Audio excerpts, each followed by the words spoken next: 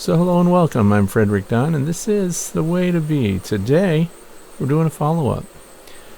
This particular beehive is where I put a swarm back on the 29th of August, and today is September the 5th.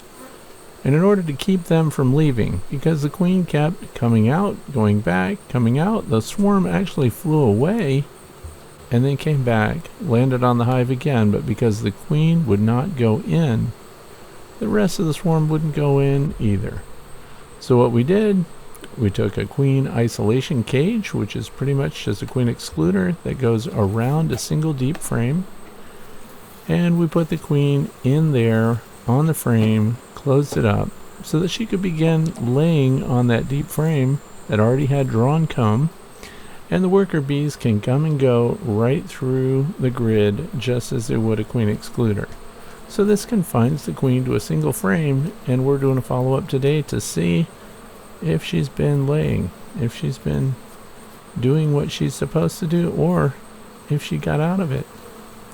So I got this cage from Better Bee. I bought it. I am not compensated by Better Bee for sharing this with you. It turned out to be a pretty good tool because I'm going to tell you in advance that it worked. So this is the first time I've ever pulled one out of a 8-frame deep box, by the way. So you're kind of learning with me here. We're seeing how it works. There's the grid, and you can see that they were sealing up the top with propolis because that ran right up against the inner cover. And the bees are a little worked up, as they should be. This is a new colony, but of course before we opened them we did notice lots of pollen coming in. So that's a pretty good bet that we've got some new brood developing here. Hard to see. This is midday, by the way. It is 81 degrees Fahrenheit. You can see the brood there. So it's pretty well progressed. It looks to me like she must have started laying straight away, but she did not lay every single cell. Even though she's been in there for several days, it looks good though. And of course the workers are all over it. They're feeding this open larvae, and the queen's on the other side. We're going to swap that around so you can get a good look at her. We want to verify that the queen is on the frame because the whole point of it is to restrict the queen so she can't leave the frame that you put her on, and you're not losing time because she is laying eggs and they are developing the brood while we keep them from swarming out and leaving the hive that we put them in.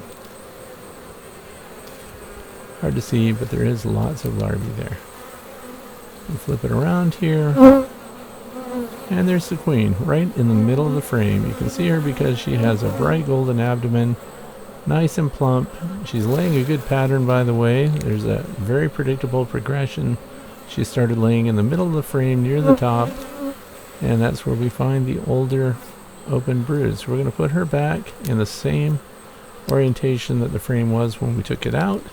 Remember, this is just an 8-frame, but in order to accommodate the queen excluder or queen isolator frame, we had to remove one of the hive's frames.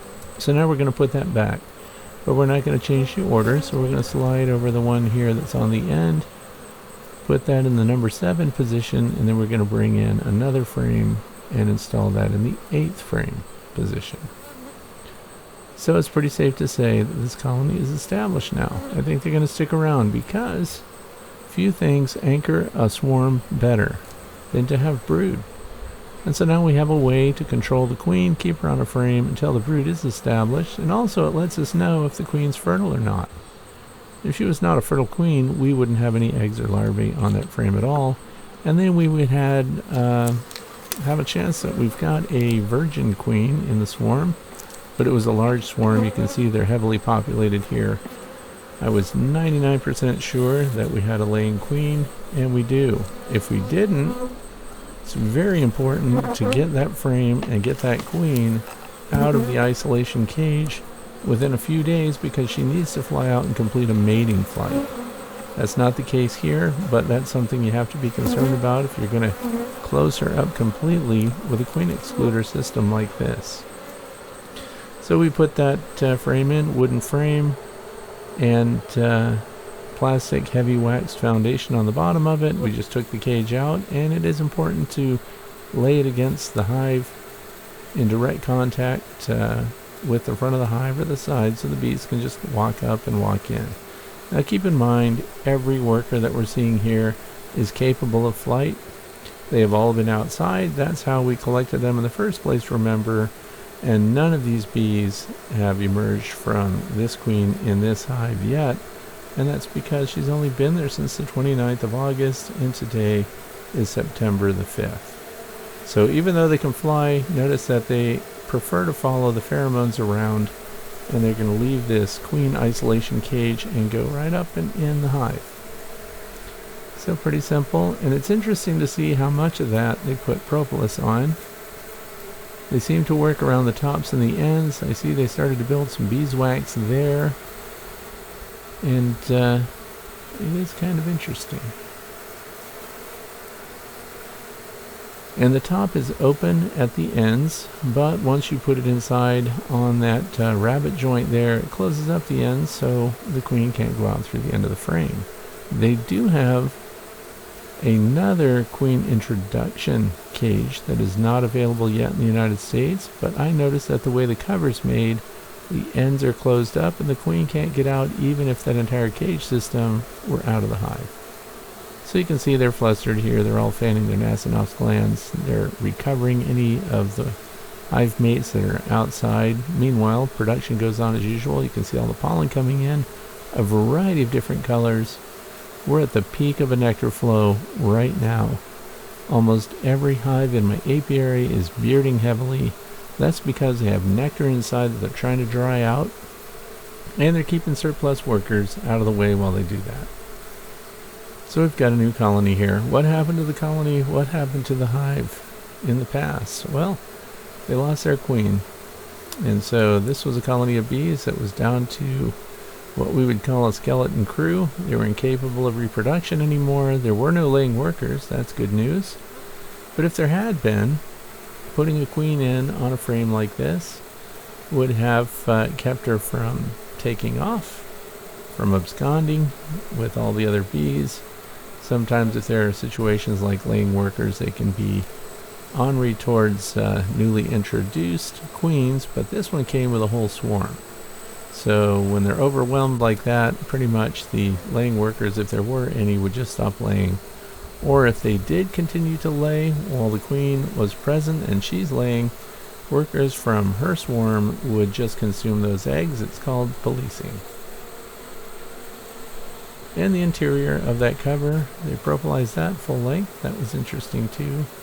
I think if I wanted an improvement, if any, it would just be that that cover would cover the ends as well, so the queen couldn't come out even when this was out of the hive. I think that would be helpful. So when you look at the ends there, but anyway, the numbers are dwindling here because they're all going in. The sequence that you're looking at, real time, took about 15 minutes until they were all off the cage. And again, these are available through Better Bee. It comes in a single frame version or a double frame version. And I've not used the double frame version, so again, if you have the double frame version, you would have to remove 3 frames from your hive. With this one, the single frame, we only have to remove 2.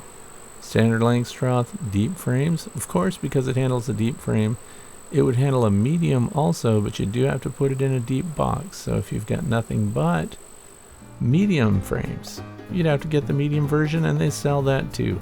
Thanks for watching. I hope you learned something new or you find the tool valuable. Look for the link down in the video description below to see how we hived the swarm in the first place and what they were doing that led me to cage the queen. Thanks for watching. I wish you all the best with your bees.